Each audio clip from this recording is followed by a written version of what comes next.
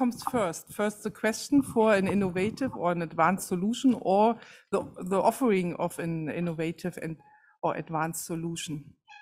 And this is a mutual process, and that then came to the solution, or a procedure that you have to learn from each other to find these new solutions. That means that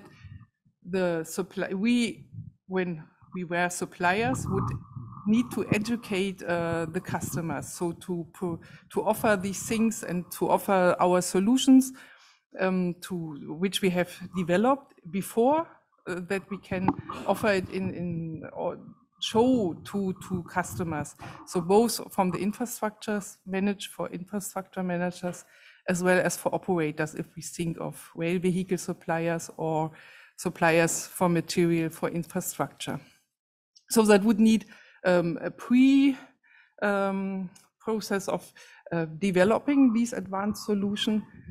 You see in the upper right slide, if you think of these platform approaches, then you would have a standard solution, maybe a basic platform solution, and then also an advanced solution, which you could offer in these tenders.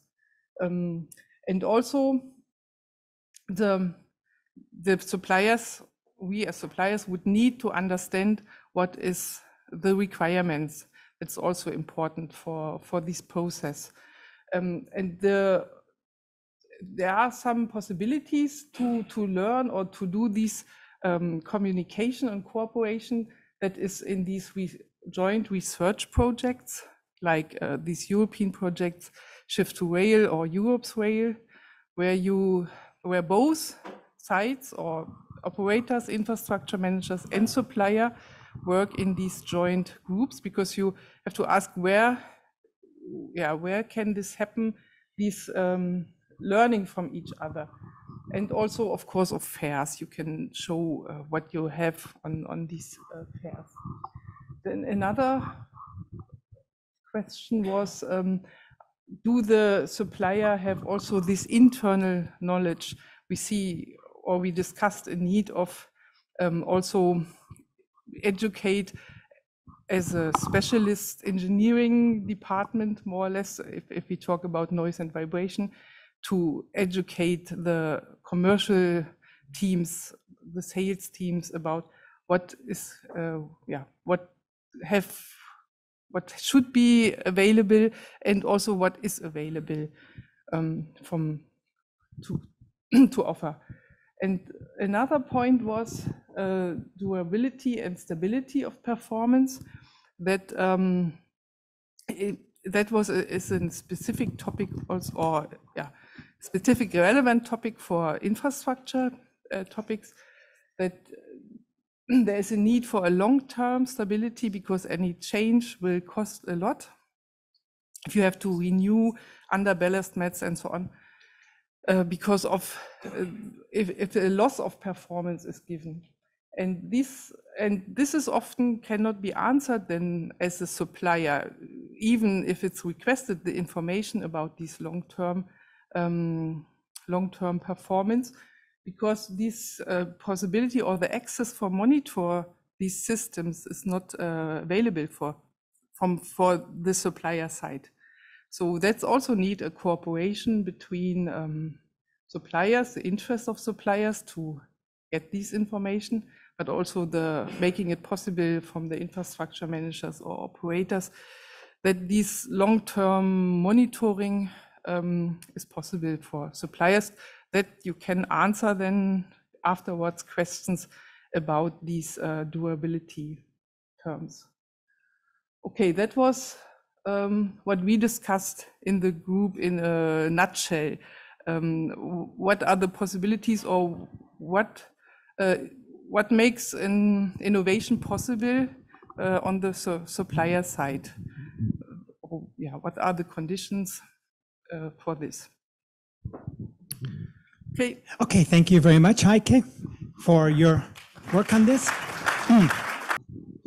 Thank you for those presentation. Just one comment from my side, from the infrastructure manager. As you told us, it's very complicated to know what is in parking mode, which mode, depending from the temperature and what else. And if we think what we said this morning, speaking about noise level, it's very hard to define noise level to respect with so much incertitude about the train itself, the temperature, the residents, and this, and we have to do it. And to be a good neighbors, we have to have some threshold to respect and to define. It's very difficult work we have to do. Yeah, I think I agree, but it will make the life easier if really everybody operates the train on the same way. Maybe it's complicated, but similar way, because that's the only way then that you can compare the performance of Alstom versus the performance of Siemens versus the performance of another one. If not, you see reports, one makes 65, the other one makes 52, you don't understand anything, okay? If you go today, not for parking mode, but you go to the ERA-TB database, and you try to see what is the performances at standstill of different competitors that is public. You see one is making 63, the other one is making 48. You see very strange things. I said, it's not possible. And so because we don't do the test on the same way, or we don't operate on the same way, something like that. Thank you. Was that a discussion in your group, Haike, about how things are tested differently or looked at differently? Yes, there was also the mention that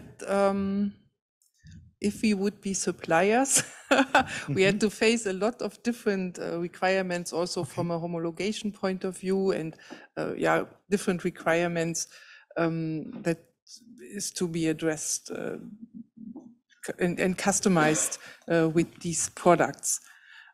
And this is what you said you would like to see a more standardized products and standardized operation. What it helps us is really when we define a standard product is to have the rules of the game very clear.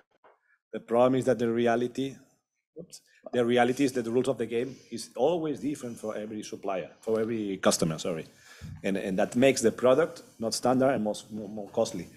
Maybe what I could say is that sometimes our customers, they don't highlight what are the important targets, okay? Because everything is important, but maybe what is really complicated for a customer because they have a lot of complaints for, I don't know, curve squeal or something like that, they don't really highlight it and they put a technical score associated to that. When at the end it's not a technical score associated to that or bonus, the company, Alstom, Siemens, whoever, they will not put a lot of effort on that. Mm-hmm. Okay, that's clear. Mm-hmm. So I think that could help us as a suppliers, as an acoustic part of the supplier, let's say.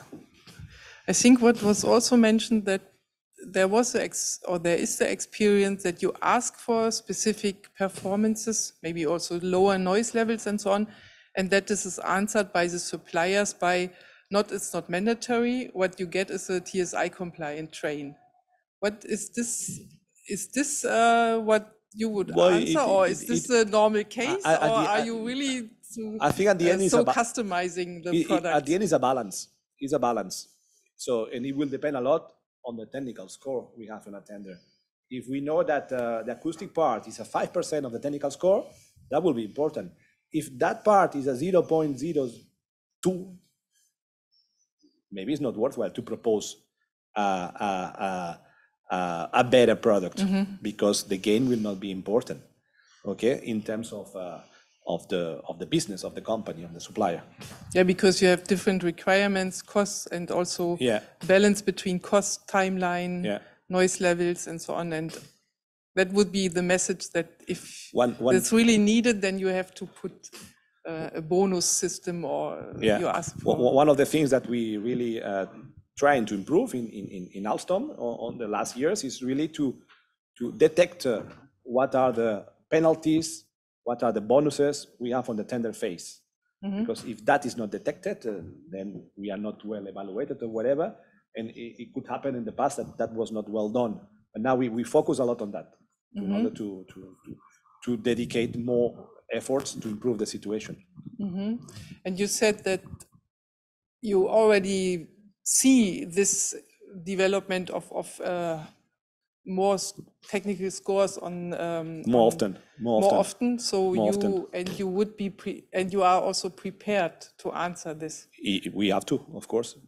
So in our case, we make a view of all the performances requested. We try to design for the best case or something like that. But is the trend to have bonus associated to noise. The same as for energy and all that. Okay, thank you. I'd like to go to another question. I think, Jörg, you had one, right? So, Jörg Rotheme from DB Systemtechnik. I was thinking about the stakeholders around you, like the infrastructure manager. Your parking noise, you could also solve if you would have external power supply and external compressed air, or wouldn't you? Could be, but the noise of the HVAC, that will not change. Because if you have external supply, you will use the external supply to manage, to supply the HVAC. So the main contributor, which normally is the condenser fan of the HVAC, that will be always there, especially when it's hot outside. Or at night, you will use it on ventilation, so it will not make too much noise. And then if you are supplying the other equipment, let's say externally, you have to be sure that the external supply is quiet. Okay, now we have one more question, only one more, but unfortunately he was first. Thank you. Martin Rissmann, Vibratech. So Juan, if I get it right, you're asking for stricter ISO 39T5 track? Me? Yeah. And that's my position, personal position. I will prefer, and that Fabian Letornu, he knows it, an upper and a lower limit. Okay. And will it come in the next revision? I don't think so, because we didn't agree on that. Okay, thank you. Because it's complicated, but to find it clear. But Was your question very short? Okay. Yes, thanks, Juan. It's always a pleasure to listen to you. When you show this slide with the ranking of the source, I guess all this ranking is done by DBA level, because this is your protocol and procedure. But do you start to think about changing indicators, because annoyance can be linked with perception can be linked with other indicators.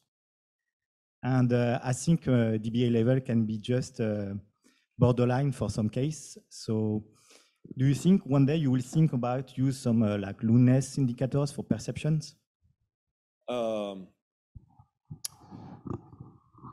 could tell you for interior noise, maybe yes. For exterior noise today, we never seen an indicator different than LAQ-PT or LMAX on pass-by. So my answer is maybe, but we don't see it as a trend for the moment. Okay, then thank you very much to both of you for the interesting discussion.